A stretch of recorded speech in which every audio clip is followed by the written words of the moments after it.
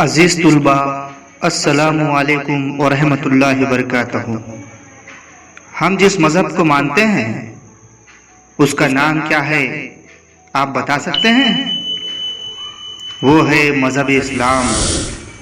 क्या आप बता सकते हैं हमारे प्यारे मुल्क भारत में कौन कौन से मज़ाहिब के मानने वाले लोग आबाद हैं?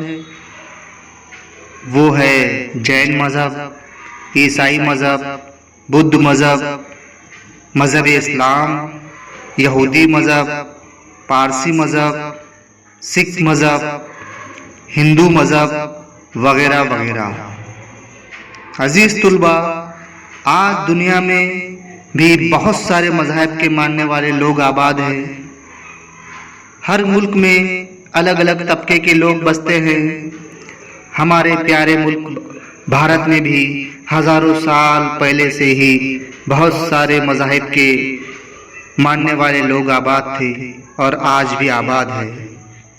लेकिन क्या आप जानते हैं ज़माने के साथ हिंदुस्तानी मज़ाहिब की मजहबी रसूमात, तौर तरीके, तर्ज ज़िंदगी में फ़र्क नज़र आता है।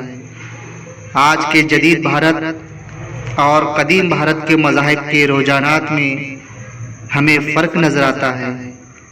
तो आइए आज हम जमात शशुम के तारीख़ की किताब से 5वां सबक कदीम भारत में मजहबी रुझानात पर रोशनी डालेंगे।